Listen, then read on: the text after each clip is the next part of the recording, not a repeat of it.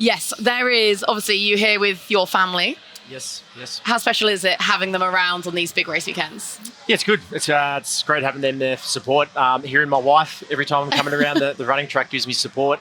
My youngest, the baby's here, but my second, my first oldest is not here. But hopefully in the near future we can all get together here at the same time. I actually didn't know that you brought the whole family. Well, minus one. Minus one. Yeah, minus yeah. one. Yeah, we couldn't leave the baby at home without mum. So I can't. I would imagine. Yeah, definitely needs mom at 4 months now.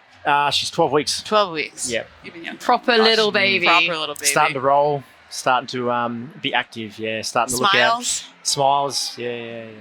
Like, people say you have that newborn bubble, but you haven't really had that because you've come straight back on the road. How are you juggling it all? Yeah, it's quite busy. I'm probably the elite male athlete who's probably getting the least amount of sleep right now. So it's okay. Where there's a will, there's a way. Just managing things is the hardest bit. But the little bit of sleep loss, I can manage it through the days. But it's good.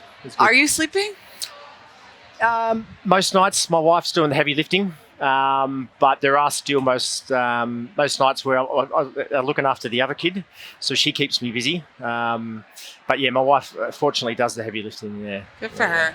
You must empathise a bit with that. I do. Yeah. I at 12 weeks we were not sleeping. There was no sleep was to be found. Has it noticeably impacted your training? Like the lack of sleep? Yeah, it has. Yeah. But I think with my background coming from the military and all that, sleep deprivation I can handle, but for performance and optimization, it's not the best. Yeah. But to be consistent, you just need to keep turning up and getting enough done. As the season goes on, she gets a little bit older, so it should get a little bit better. Yeah. Fingers crossed. What was your conversation with Lily and Anthony at the end of yesterday? Oh, God. Well, so Lily's putting together 2 words here and there. So conversation is, we do a lot of sign language, but Anthony was, of course, ecstatic. They're both my biggest cheerleaders back at home. It took a little bit to be able to get in contact with them. So I was super happy when I finally got to talk to them. Yeah. Do you prefer to travel alone or with them when you compete overseas? With them, 100%. Yeah. Especially when this is the longest that I have been gone from them for any trip. And it was just kind of logistics of the day of the race was on a Thursday this time. And then flights back were more than double the price for me to leave if I wanted to leave today versus leaving Sunday. So this is a 6-day trip and I'm usually 3-4 max. So that part I don't love. I definitely would rather them come. Yeah. So I watched some footage of the World Champs just before this, and there was an interview with you and Anthony, and I could see how much the race had taken out of Anthony. It looked like he was absolutely shattered at the end of it. He runs around with her though, on the side. Yeah, he even before the race. So I am super grateful that this sport is so accessible to so many people. So I come from a CrossFit background, and before my CrossFit competitions, I would have so much anxiety because there were things that I potentially couldn't do, and that was very stressful. So coming into this, I really don't get nervous, and not nearly in comparison to what those competitions were. But Anthony, his anxiety level is still very high. And he had a few athletes there last night as well. And it's probably more because he doesn't have control. Yeah. Where we have control of our own efforts, he can only watch and see. I can understand why there would be more anxiety in that position because there's nothing that he can do but sit back and watch. Yeah. He said to me he was going to film himself watching it last night, so it'd be interesting to see that footage. I have to ask him. I don't know if he ended up doing it. I would love to see it if he had done it. Yeah. I'm sure there's a lot of holding breath, maybe turning red, maybe screaming. I don't know. What was both your general overview of yesterday? Obviously, there was a couple of rule changes, plus a whole heap of rookies, and you're thrown right into the middle of it, and you need to execute like that. It must have been an interesting dynamic this year. There there were rule changes put into the rule book, but ones that I think we were already accepting for the most part as rules. They just became more clear, which I appreciate. I like being able to see, like, in written word, this is what you can do and this is what you can't, versus like something written and being told something slightly different. So now there's like way more of a consistency. I think that's good for all of us. We can understand what's expected. And as for the rookies, that was really exciting because I think it was Till who had asked me, are you going to be first to the skier? I was like, I haven't raced like at least a third of these women. I have no idea. I don't know what pace people go out. Like, we'll find out.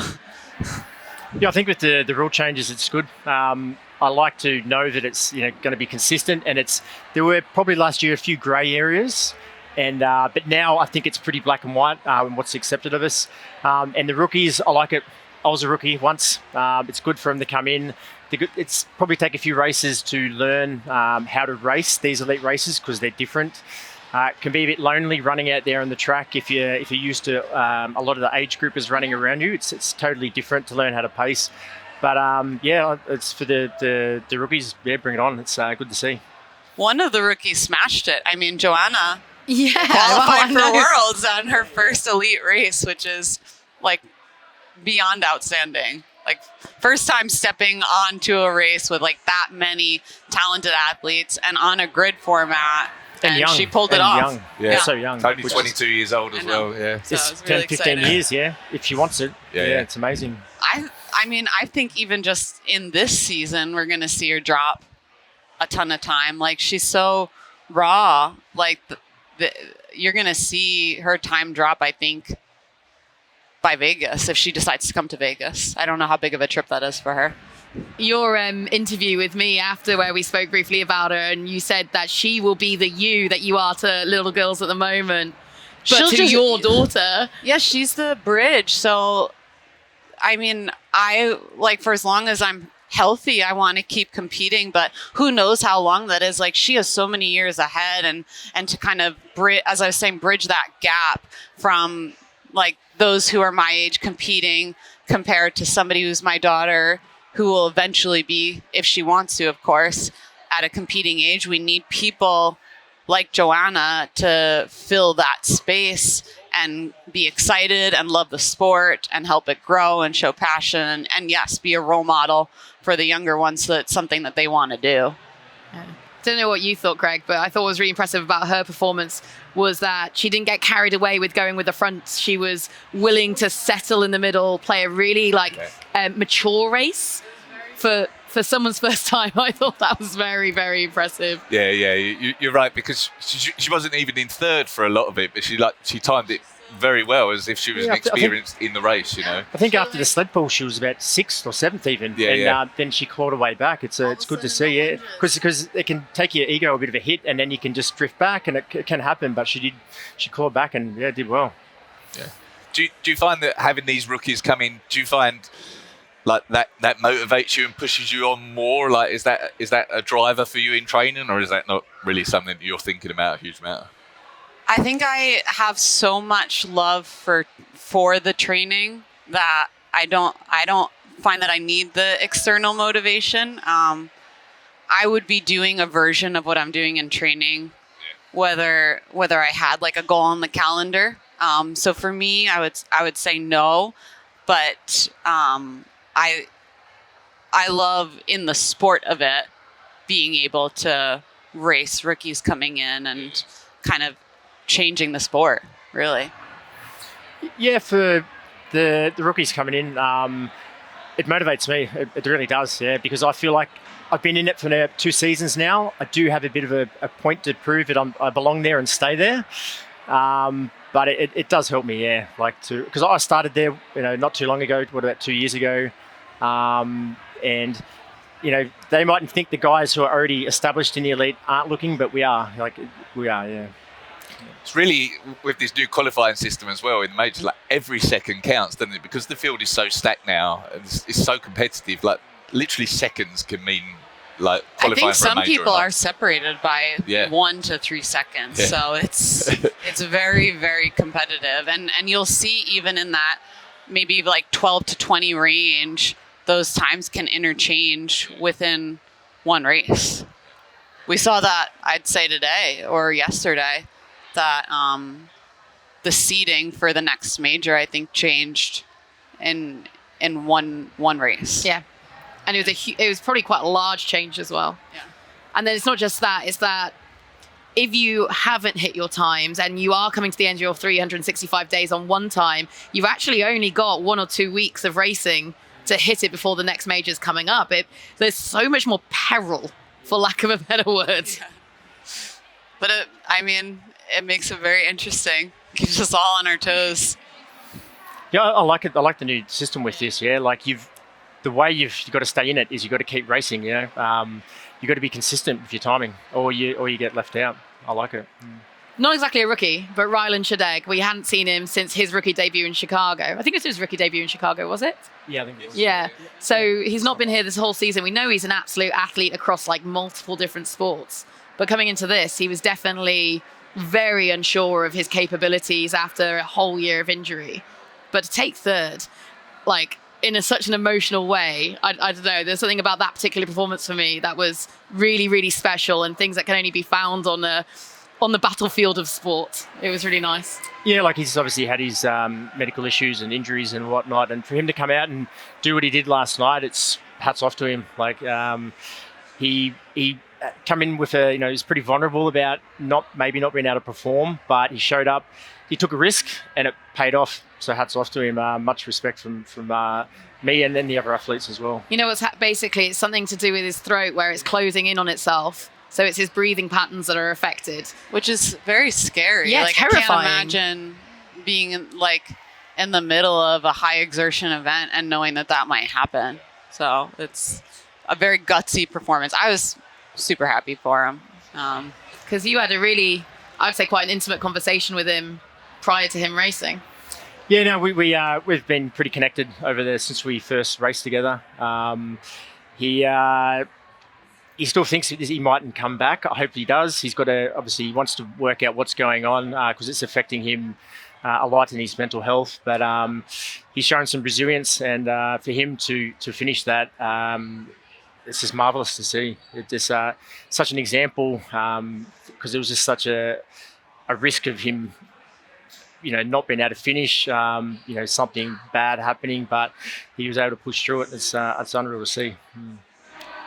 And alongside yourself and Meg, some of the strongest US showing that we've had over the course of the weekend as well. We had some really strong US performances yesterday. I find it so interesting that we didn't have too many men come over from the US, but it's so interesting to see the travel discrepancies. Yeah, 100%. That for whatever reason, I haven't been able to figure it out. The women do seem to travel a little bit better.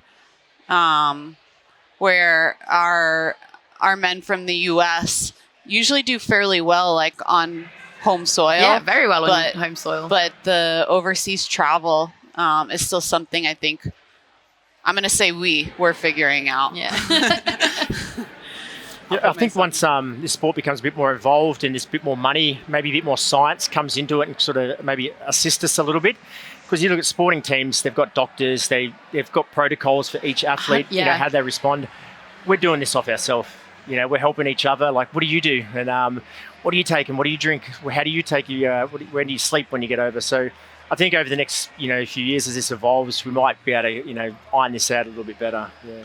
I think Hyrox is one of them races as well where you don't really know how you're feeling until you're in the race, do you? It's not like beforehand you can really determine whether it's affecting you or not. I never know how I'm feeling until that first run, and sometimes it takes till the first couple pulls of the ski.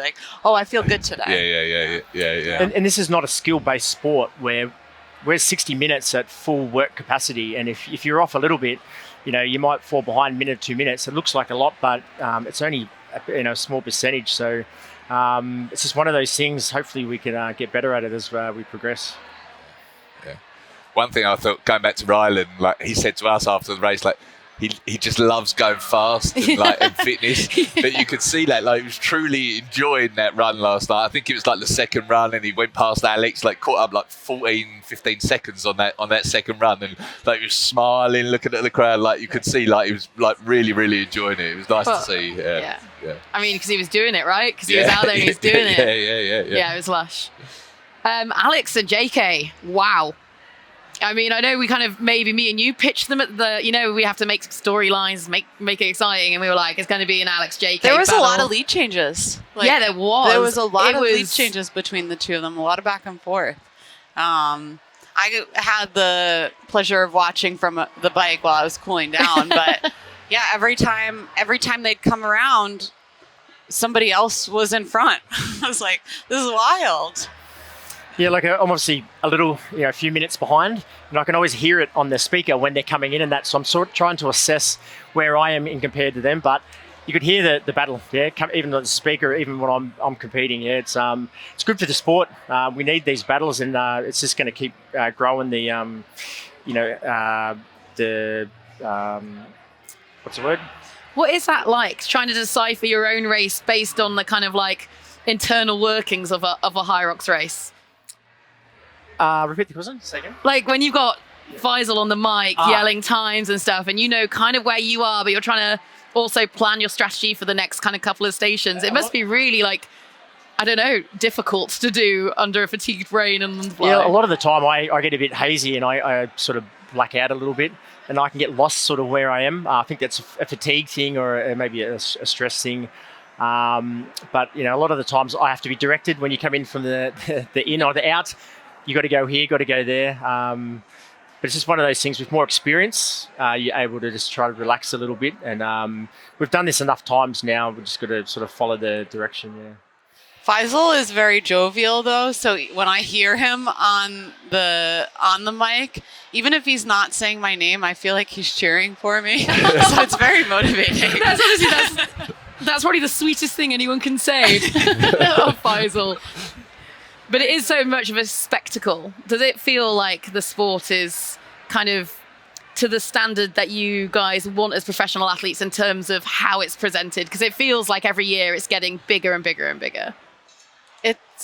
It's almost hard to keep up with. It's growing so fast. But I haven't seen the race from yesterday yet. But in terms of last year, every production, it just kept getting better and better and better. And I don't know how they keep one-upping themselves, but the World Championships production was phenomenal. So kudos. Guys are doing a good job. Yeah, we still have PTSD from the extra 20 minutes of fill when the walk-ins took too long. But that was amazing. What are your main memories of that day? Because we haven't spoken to you since. Yeah, it was hot. It was hot. It was quite a bit of stress. Yeah, I was prepared for humidity, but that knocked us around. Yeah, it was a tough course, but compared to Manchester the year before, it was just another level, and it just shows how much it's growing and more money's coming into it. It's great to be a part of. Yeah, I literally can't get my head around the amount of people that showed up to watch. It was packed. Yeah. There were so many people. It was packed. And I'm surprised because all of those people, I'm sure, had their own race coming up.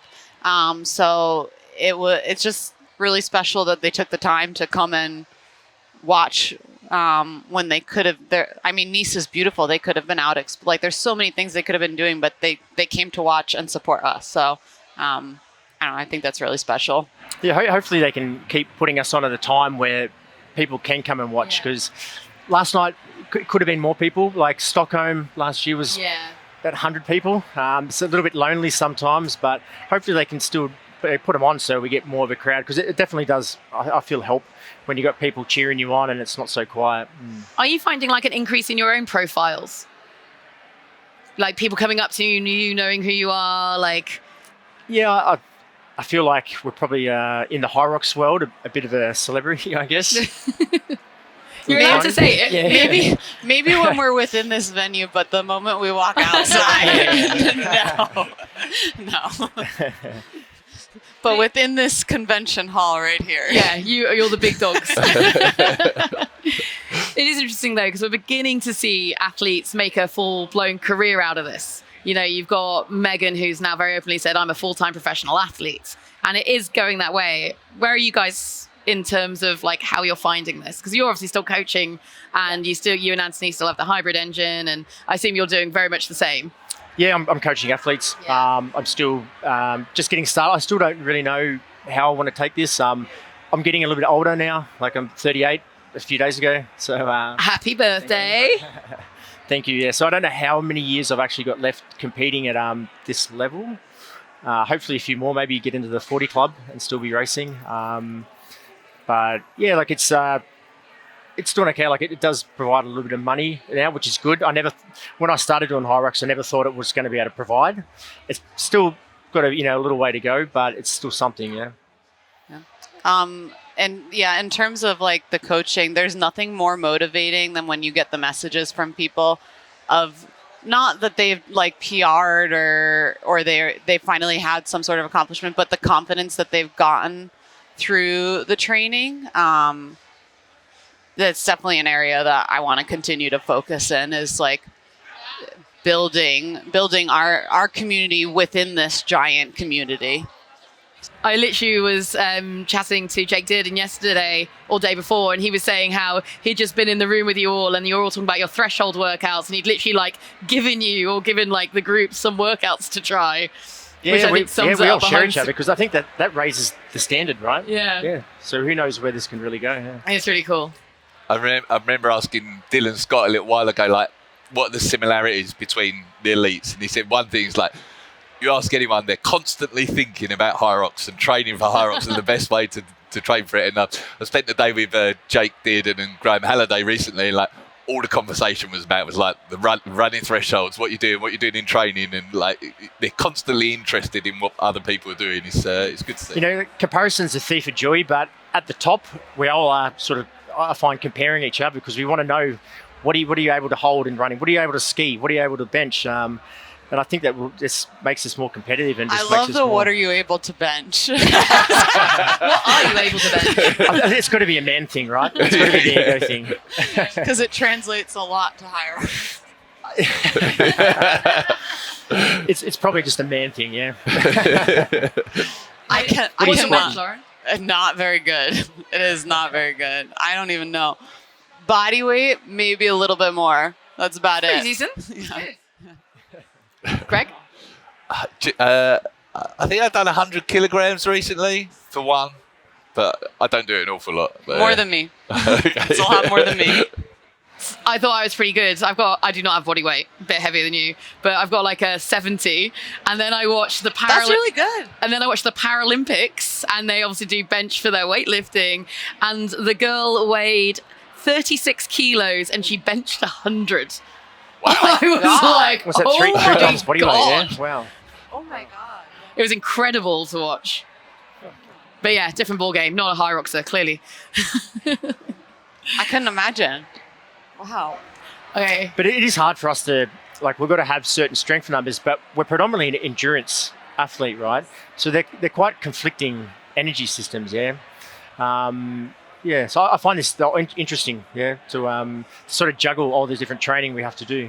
It is very difficult, definitely, to juggle. And like, I feel like when I originally came into the sport, my strengths were the stations, and it was the run I needed to work on. And as I've gone through the years, it's become the opposite now, where like my strength is now the run, and I have to go back and figure out how to capitalize on those stations again. When you were doing like CrossFit regionals, were you a runner CrossFitter? Yes. Yeah. Yeah. So I was you did definitely lean that way. Yeah, I was definitely more an endurance-based CrossFitter. My weak events were my weakest. I had a couple weak events. My weakest events were definitely the strength events, like any snatch ladders. I would just get smashed. Yeah.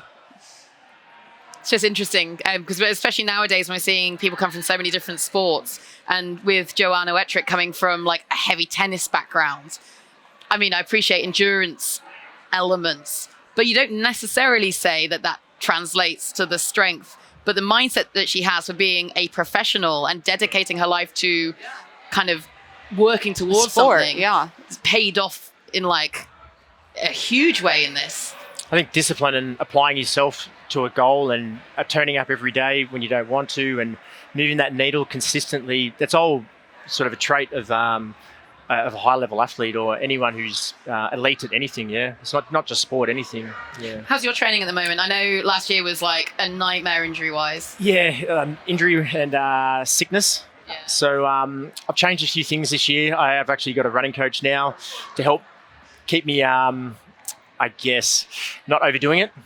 Yeah. Keep me in line. I started working with a nutritionist as well to sort of optimize a few things. It's definitely helping. I admit that I don't know everything, and taking some more expert advice on board is definitely helping. Training's going well. In the middle of like a 10K running plan, so I'll finish that up in a few weeks with a race to see how I'm looking. It's actually next weekend. Oh, cool. Yeah, so immediately. Yeah. So test and adjust and see where I'm at. And then I'll look to go maybe move to a half marathon plan. I've never done that distance. So I think that'll definitely help for Hyrox. But things are going well. Like, I haven't been this strong while being able to hold this amount of these kilometers in running volume. I didn't think I'd actually be able to bring strength up doing 80, 90 kilometers a week, but I have been able to. But I can't really complain. But it's the start of the season. Yes. This is where it gets interesting, where we've got to start battling winter. We're going to plateauing because we've got to taper. Now we've got to recover. Then we've got to build for the next race. Flu season. It's a crazy long season. June, so we've got to go to. Yeah, it's such a long way away. So if we can play this smart, we can consistently get through it. But I'm optimistic I can get through it. Different to last year, way different. Amazing. And safe to say we've not seen the best of you yet, because a few little mistakes on track yesterday means there's more to come from John Wynn. Yeah, like I'm no stranger to making mistakes. I've run a few extra laps, but I take it on the chin. It's these things happen in high pressure sort of environments. But every time this happens, I like to say, look, it won't happen again. It's not wood. There is a pretty good race brain up there. Hong Kong next, Lauren. You coming? I do want to. I either need to figure out how to make the trip shorter than this one, even though it's further away, or I have to bring Lily with me. This was definitely too long for me. I don't want to be gone this long again. So it's going to be one of those two options, or I might miss that one. I will probably know within the next 2 weeks, though. I'll kind of look at the flights and see what we can make happen. How long is the flight from the States to Hong Kong? There's definitely no direct flights. I'm just off of the guessing. I think the shortest flight would probably be 25 hours. 25. Travel time. Yeah, of course. Ours is 17, but that's and I think that would be the shortest. So I would be landing pretty close to race day if I want to meet my goal of being gone less time than this one, which is okay. I've suffered through jet lag before. I'm willing to do it again. How about you, John? Assuming you're in that. Yeah, I hope I'm in. I assume I am. There's always right now I'm in 16th, so I need a roll down. Usually there's 2 or 3 at least. There's a few. I actually planned on Hong Kong because my parents will come over and watch. It's the middle way from Australia. So it's 15 from Spain, so they're still got to fly 8 or 9 hours, I think it is. So they'll come over and watch. So we plan this. I'll go a week before because I'll turn this into a bit of a family vacation. We'll take all the family, so mum and dad will come so they can babysit. So hopefully 7-8 days is enough. I sort of learned going to America, I need that week to be able to have a good crack at it. So I'm hopeful, I can get in and then maybe secure that spot there. That's my goal, Before we just close this off, I would love to get a piece of advice from both of you as parents to the other parents who race the community level on kind of your take on the sport with that in mind. Would you like to go first, or do you want me to go? People would say, I guess the textbook answer would be to try to create balance, but it's hard if you want to. If for elite level, it's hard to balance things. Yeah, like you've got to sort of give something up. I've had to sacrifice a bit of my work to make a bit of a less income to be able to spend more time at home and be able to train the same amount of hours. So that won't be forever. It's just a short time.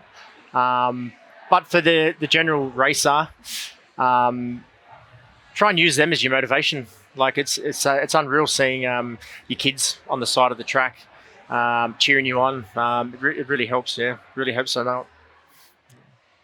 I would say I'm fortunate in this situation that like my daughter is so young, so she right now is in the stage that she wants to do everything that we're doing. My advice I can only give off of that situation is I try and include her in everything that I do. So if there's a workout that I have, I figure out like what can I give her that also looks like what I'm using. And that does change a lot of my workouts as well. And you need to be willing to accept that and be reasonable. So I'll change a lot of my workouts to make sure that it's a safe space versus having pieces of equipment that could injure her if I were moving around. So I'll change things that I'm doing if it's in her waking hours that I'm working out, so that she can safely be next to me and be included.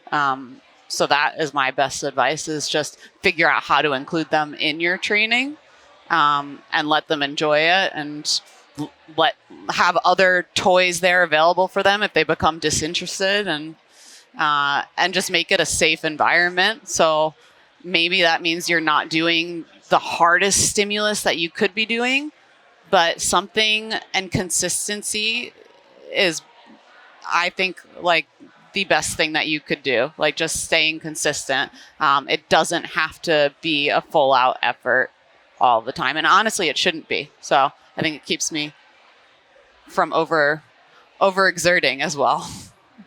And there is nothing cuter than Lily with a sled.